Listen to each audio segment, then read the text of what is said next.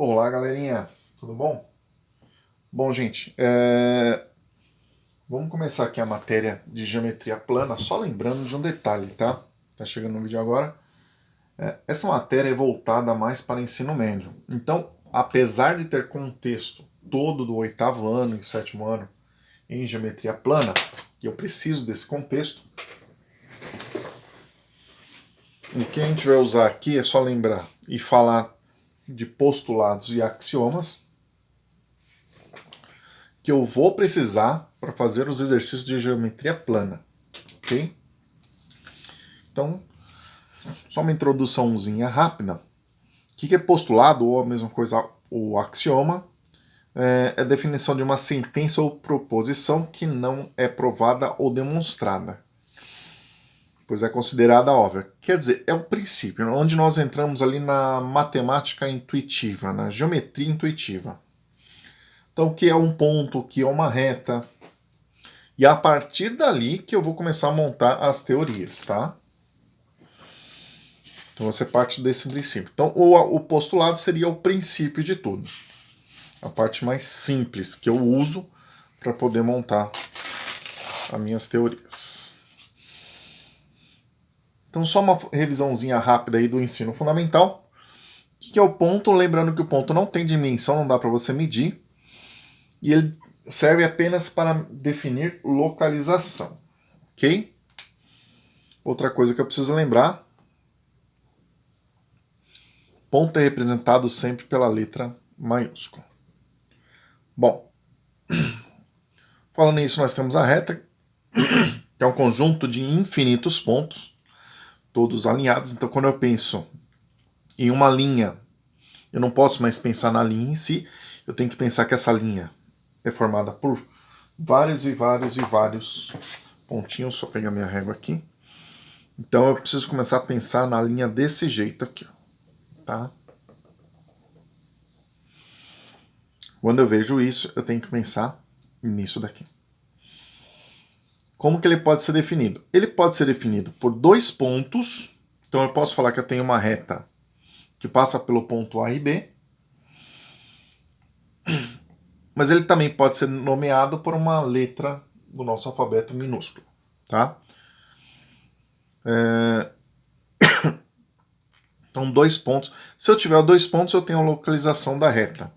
Lembra que quando nós fizemos exercícios de função de primeiro grau, se eu tivesse dois pontos no plano cartesiano, eu conseguia definir a equação, a função, porque eu consigo definir a reta. Em cima disso daqui nós temos também a semirreta e o segmento de reta. O que seria a semirreta? Eu não escrevi aqui, mas semirreta seria um conjunto infinito de pontos que tem começo, mas não tem fim. E o segmento de reta é o único que você consegue medir que teria começo e fim. Se eu pego nesse desenho, onde estaria o segmento de reta AB? Segmento de reta B seria só isso aqui, ó. De um ponto até o outro. Reta é infinito, não consigo medir. Semi-reta também é infinito, não consigo medir. Segmento de reta é o único que você tem dimensão numeral, valor absoluto. Você tem comprimento real para medir. Falou ponto, reta, o último elemento na nossa matemática intuitiva é o nosso plano, que é definido por infinitas retas. Você pode ter infinitas retas em infinitas posições aqui, todas alinhadas, e ela é nomeada com uma letra grega. Essas diferenças de nomear com letra maiúscula, minúscula ou letra grega são importantes, porque se você tiver tudo isso aqui embolado, tudo isso aqui misturado, você consegue saber o que é o que, tá? Mesmo porque se eu colocar aqui nesse desenho, bem pertinho aqui da letra R, uma letra C, vamos supor. Se eu coloco os dois maiúsculos ou os dois minúsculos, não dá para saber quem que é o ponto ou quem que é a reta. Como está minúsculo, eu sei que a reta é R e o ponto é C. Posições relativas de reta, posições entre elas, algumas nomenclaturas que eu uso. Por exemplo, vamos chamar aqui de reta S e reta R. Como que eu indico que as retas são paralelas sem precisar ficar medindo? S, dois tracinhos inclinados, R, S paralelo a R. Só isso. Então, viu isso daqui? Você sabe que são duas retas que estão uma paralela em relação à outra. Outra posição relativa são as retas concorrentes. O que são retas concorrentes? Retas que possuem um ponto em comum e apenas um ponto em comum, tá? Vamos chamar aqui de ponto A. O que eu tenho aqui? O ponto A pertence à reta R.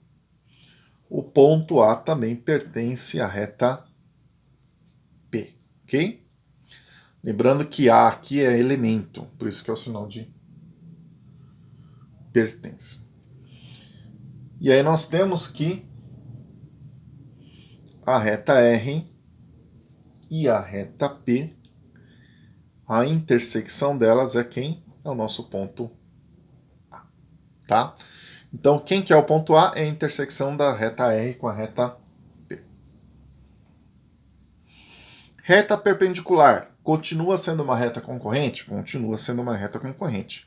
Vamos chamar aqui de reta S e reta R. Continua sendo uma reta concorrente? Continua sendo retas concorrentes. Porém, o que acontece aqui? Elas, além de serem concorrentes, elas estão formando um ângulo de 90 graus.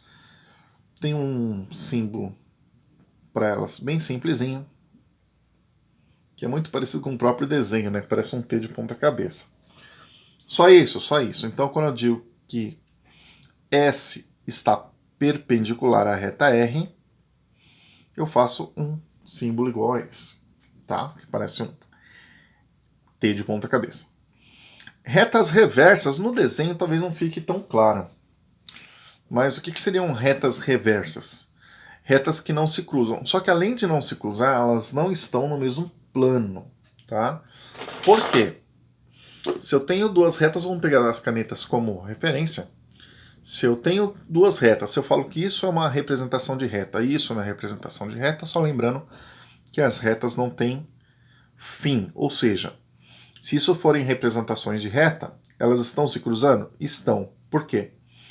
Eu ainda posso representar ela para cá e ela representa também para cá, ela vai estar se cruzando em algum ponto aqui no meio. O que seriam as retas reversas? Seriam as duas fora do mesmo plano, alguma coisa do tipo assim. Se dá para enxergar. Então, isso aqui está no plano, isso aqui está no outro plano e não estão encostando. Eu digo que elas são reversas, tá? Bom, falando disso, só lembrando aqui as definições para ângulo. O que seriam ângulos? Gente, você percebe que eu não estou escrevendo muito? Porque lembrando, é uma aula para ensino médio. Se fosse uma aula para fundamental, 7º ano, eu ia colocar todas as definições bonitinhas aqui. Então, como você define um ângulo? Com duas semirretas de mesma origem. Então, semirreta AB, semirreta AC e origem no ponto A. Como que eu posso nomear isso daqui? Se não tiver nenhuma outra reta atrapalhando, posso só colocar A com acento em cima, que eu já entendo que é esse ângulo aqui, um ângulo menor. Geralmente é sempre um ângulo menor, tá? A não ser que o enunciado ou o texto fale alguma coisa sobre isso. Ou, se tiver mais alguma coisa te atrapalhando, eu posso definir um pouquinho melhor isso aqui. Porque eu posso falar que é o segmento, ou a semirreta AB, com a semirreta AC, mas não pode esquecer do sinalzinho ali em cima. Então eu sei que é um ângulo com a origem no A, origem é sempre no meio, com o sinal, passando pelo segmento ou semirreta AB, que é essa aqui de cima, e a AC, que é essa aqui embaixo, ok? Tipos de ângulo. Nós temos ângulo de 90 graus, ângulo reto, ângulos maiores que 90 graus, ângulos obtusos, menores que 90 graus, agudos, que formam um ângulo de 180 graus, também chamado de ângulo meia volta, ou ângulo raso, e um ângulo que ainda parte do zero, não tem medida, ângulo nulo.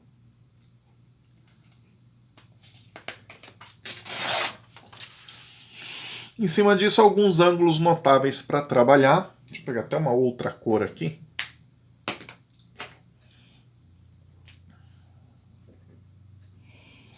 Esse ângulo de X, esse ângulo de Y, independente do que eu tenho em cada situação, ângulos notáveis. Um deles muito comum são os ângulos opostos pelo vértice, ou também chamado de OPV. Característica dos ângulos opostos pelo vértice, os dois têm a mesma medida, independente se são nesse sentido ou nesse sentido aqui. Então aqui x tem o mesmo valor de y. Sei quanto é x? Não. Sei quanto é y? Também não, mas não importa. A definição que eu preciso para pegar essa informação e jogar lá para frente, atribuir lá numa outra parte do exercício, é saber que esses dois ângulos têm o mesmo valor, tá? Ângulos complementares, suplementares e replementares, bem tranquilo. Complementares é relação ao ângulo de 90 graus, suplementares em relação ao ângulo de 180 e replementares em relação ao ângulo de 360. Não importa o valor do ângulo. Se eu tenho 90 e em cima desse ângulo, dentro desse ângulo, interno desse ângulo, chame do que você quiser, para melhor entendimento, eu vou falar internamente. Internamente a esse ângulo de 90, eu traço uma nova semi-reta, achando dois ângulos. Quanto que vai ser o meu ângulo aqui embaixo? Chamei de x. Independente do ângulo aqui de baixo, que eu no caso estou chamando de x, eu já defino o ângulo de cima, o ângulo restante, porque esse ângulo de cima seria tudo menos o ângulo de baixo, ou melhor, 90 graus menos x. Então, o complementar de qualquer ângulo é sempre 90 graus menos x. Usando essa definição para as outras, nós temos os ângulos suplementares. Peguei um ângulo 180, tracei uma nova semi-reta, chamei esse ângulo aqui de x, independente do valor que ele tenha. Se tudo é 180, o suplementar do ângulo x é 180 menos ele mesmo, ou 180 menos x. Tá confuso? Pensa assim. Se o ângulo de baixo é 30, o ângulo de cima é 90 menos 30. Eu preciso pensar nesse 90 menos 30. Se o ângulo de baixo aqui é 40, o ângulo do outro lado é 180 menos 40. E aí entra a ideia. Mas aqui eu não posso já escrever 140 direto? Então depende muito do que você tem e aonde você vai usar. Tá? E ângulos replementares, a mesma ideia, só que ao invés de ser 180 vai ser 360, então automaticamente 360 menos x.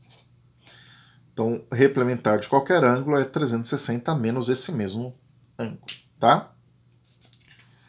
Bom, gente, você vê que não tem muito segredo, na verdade não tem segredo nenhum, bem tranquilo para trabalhar. Lembrando que é uma aula para ensino médio, então isso aqui é tudo revisão lá do ensino fundamental, 7º ano, 8º ano. E muitas coisas aqui já aprendeu bem antes disso. Gente, um abraço, fico por aqui, tchau.